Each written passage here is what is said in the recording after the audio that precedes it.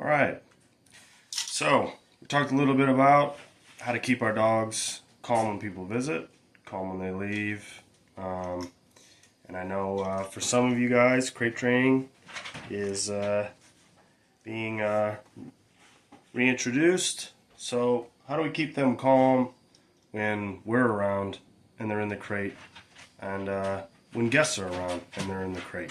Okay, for whatever reason, maybe you're trying to control their impulse to disturb guests upon arrival. Maybe you're trying to just give them a break and a meal because they're getting too hyped up and they needed some time aside from the party.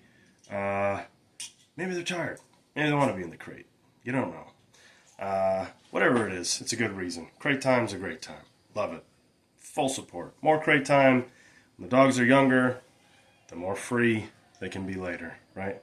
It's when you run into people that have very, very minimally used that tool, or whatever version of it,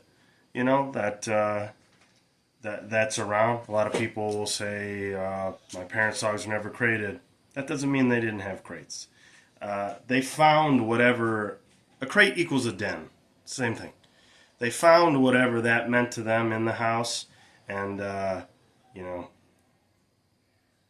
utilized it to the same degree to decompress, to find confidence, to find an area to rest. So we're just a step ahead of that now, and we're providing it for them and training it in so they don't, nestle up underneath our coffee tables and the like. They have a designated spot to go to. So how do we keep them calm when we're around and when people are around but they're in the kennel? That's an odd one because a lot of people don't crate their dogs when people are around, which just furthers the difficulty when we do need to try it, and it makes it nearly impossible for the dogs to understand that I can be in here during social situations. I don't need to insert myself in every social situation.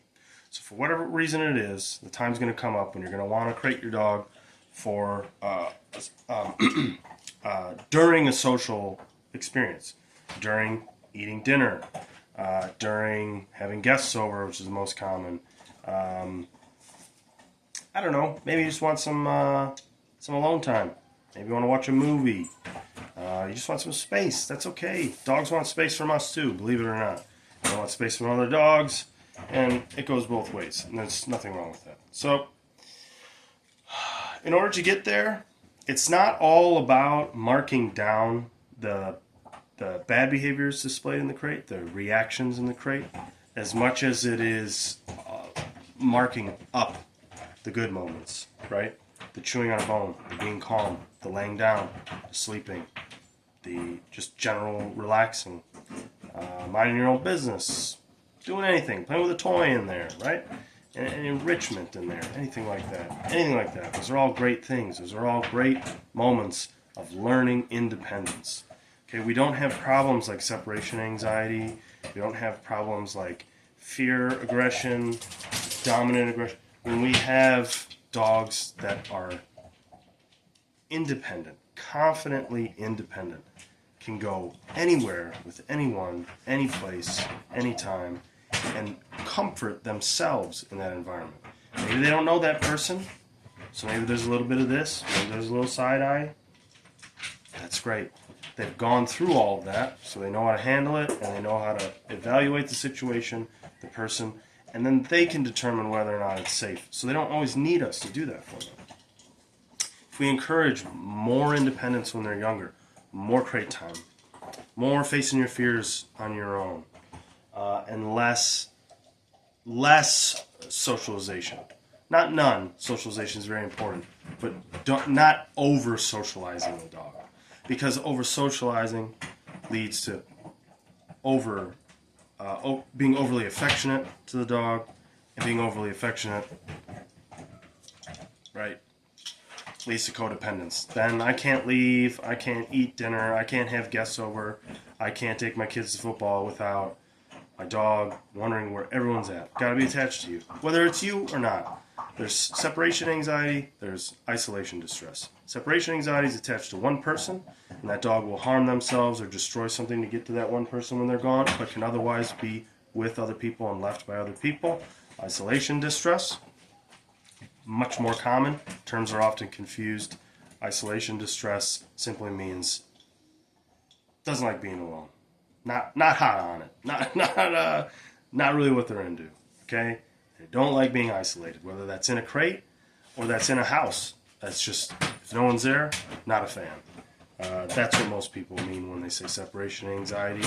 And the only reason I like to paint the difference is because it's much easier to work with when it's isolation distress. And in every case, for everyone that's going to be receiving this video, if you've ever wondered if it's one or the other, if it develops later, it's not. It's isolation distress. Don't have to worry about the more serious part, thankfully, right now. But, all right. A lot of chit-chat. How do we do it? Like I said, it's not all marking down the bad. It's also marking up the good.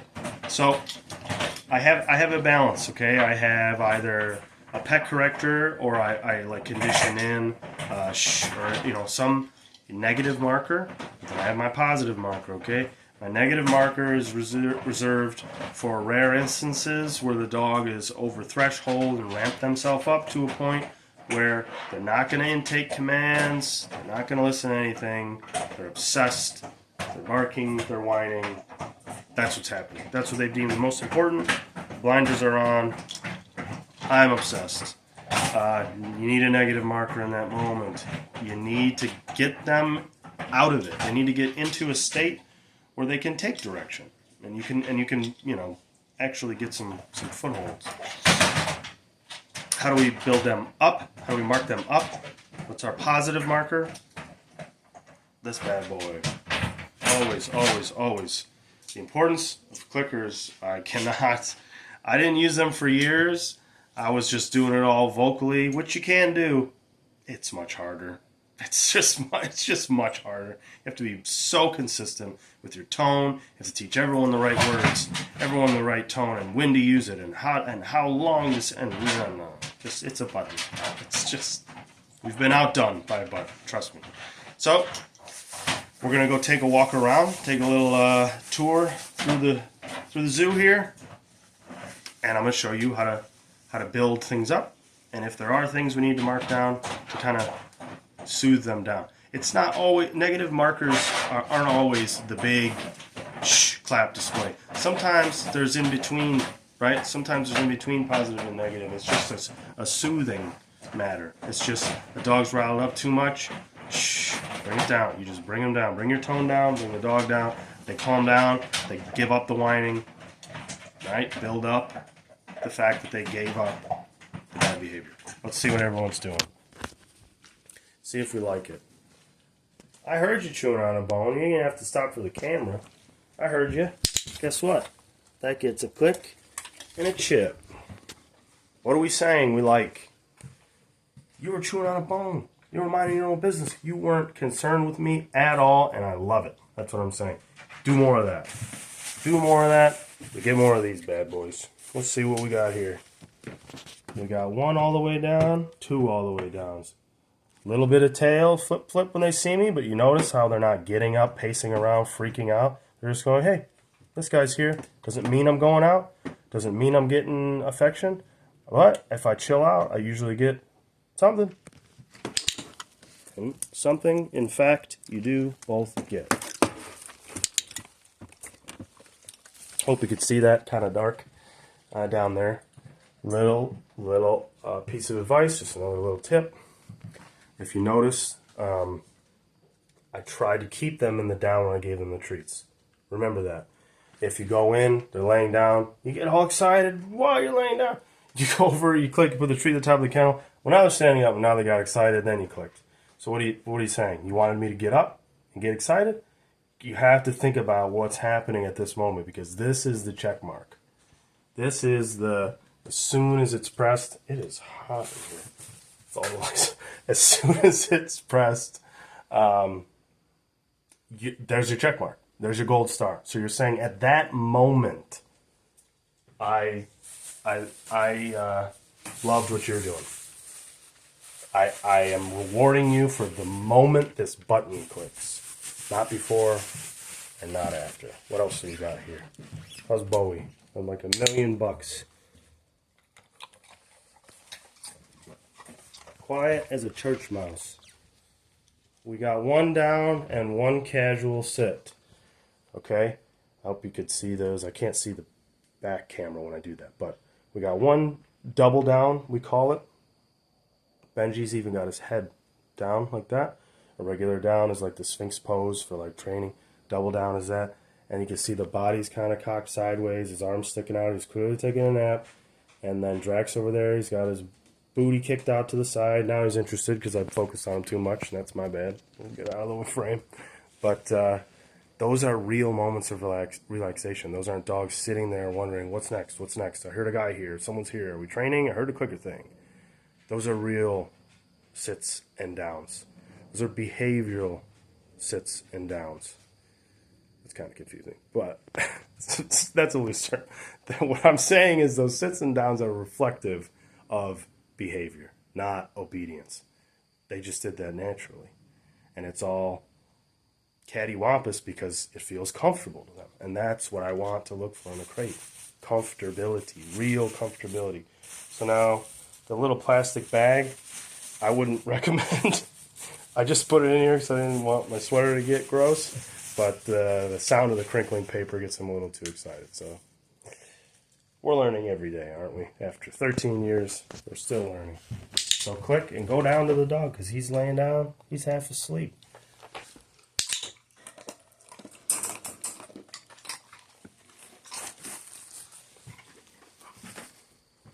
Drax got the most excited by the exercise, but it wasn't. It wasn't to the point of like whining and tail flipping like crazy and so excited to see that I'm there and interacting with him. And I'm building up those calm moments. I'm saying, hey man, you can get a lot out of this relationship that we have if you are relaxed. And you're going to get a little bit less of the things that you're after when you are overexcited, because I know what overexcitement means.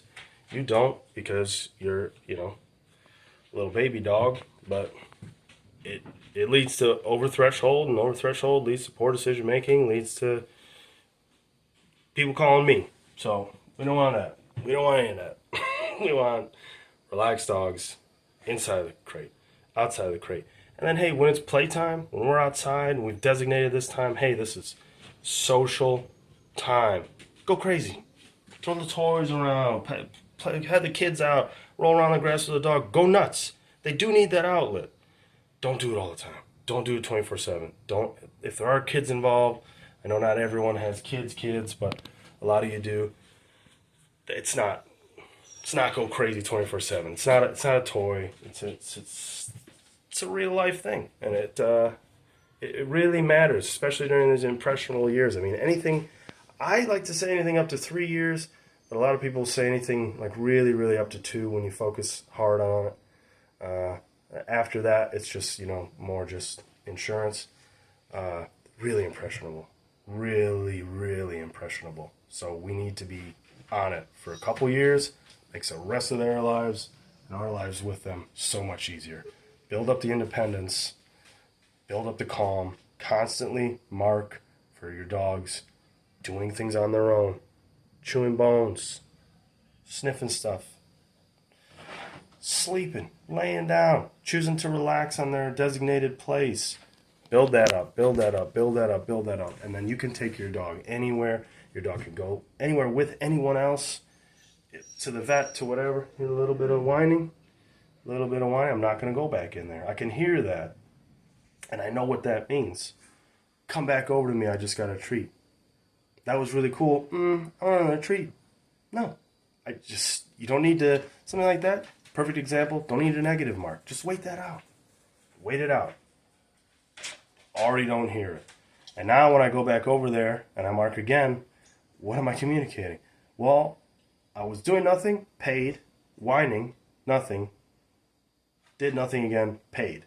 I think I'm going to take the 2 out of that. That got me a treat. All right. Let me know if you guys got any questions. That was kind of a long one, but I know I've been a little slow with the videos due to everything you can hear here. So on the upswing, everyone here is good. Everyone here has been fine socially, and otherwise, let me know if you got any questions. Thanks.